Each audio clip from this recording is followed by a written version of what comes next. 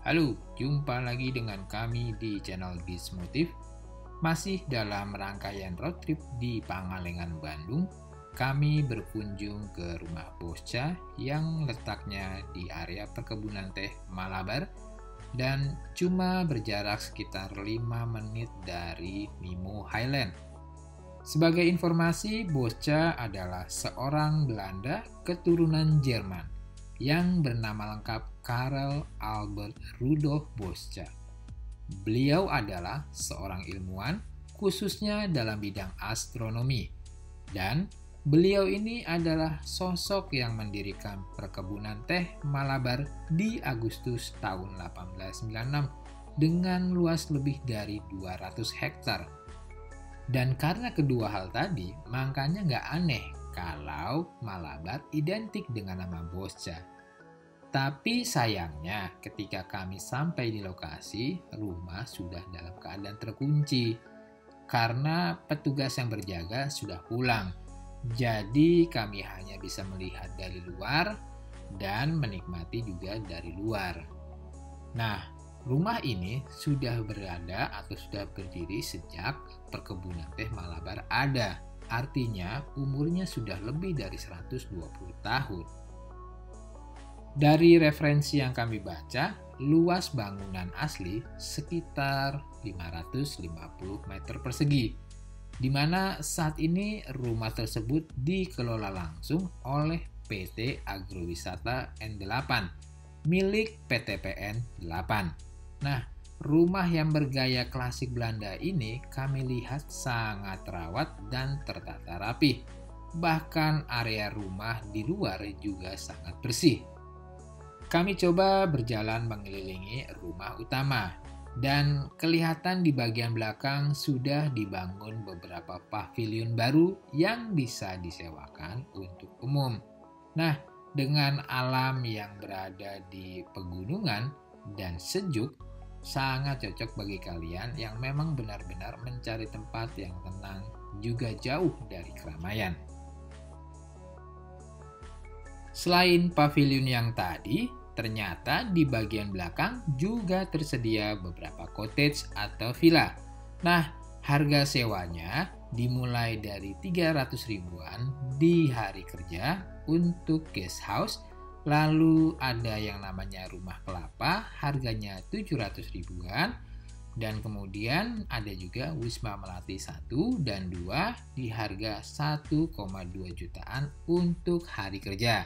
Nah, untuk di akhir pekan, rata-rata harga yang tadi kami sebut itu tinggal ditambah 200 sampai 300 ribuan per tipe kamar.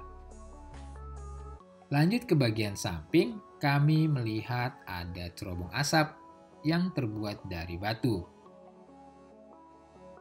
Di bagian depan kanan rumah, ada taman luas yang banyak dihiasi oleh aneka bunga-bungaan yang indah banget. Nah, kami juga mendapatkan informasi dari pegawai yang kebetulan tadi kami temui bahwa makam Boscha sebetulnya nggak jauh dari sini. Nah, mumpung masih lumayan terang, kami coba meluncur ke lokasi makam tersebut.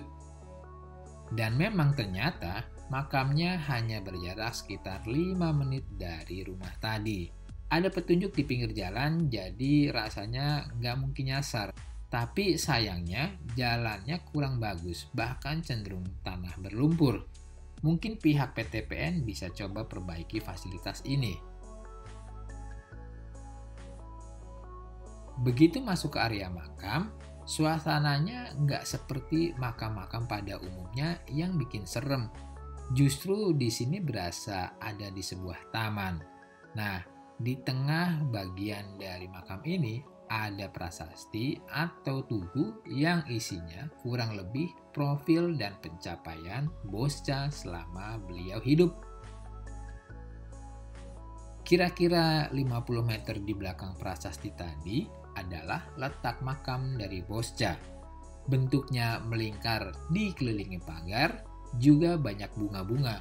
Makanya tadi kami bilang ini tidak seperti di makam, tapi lebih seperti ada di taman. Sambil berjalan, kami coba susuri area samping makam Boscha ini. Disediakan bangku kecil bagi kalian yang ingin bersantai sejenak dengan view langsung ke arah makam. Dan ternyata jalan di sisi kiri ini cuma setengah lingkaran. Ada pintu masuk ke makam di bagian belakang, tapi kondisinya terkunci. Boscha meninggal tanggal 26 November tahun 1928, yang artinya cuma sekitar sebulan dari deklarasi Sumpah Pemuda. Nah, meskipun Boscha seorang Belanda, tapi beliau ini memiliki andil dalam sejarah Indonesia. Bahkan namanya juga dijadikan sebagai pusat penelitian astronomi di Bandung. Lagi-lagi sayang kondisi cuaca yang non-stop gerimis. Jadi kami nggak bisa berlama-lama, apalagi udah makin gelap nih. So, terima kasih udah nonton sampai selesai. Tekan tombol ke atas jika suka dan berikan kami masukan melalui kolom komentar. Jangan lupa subscribe juga ya. Sampai jumpa.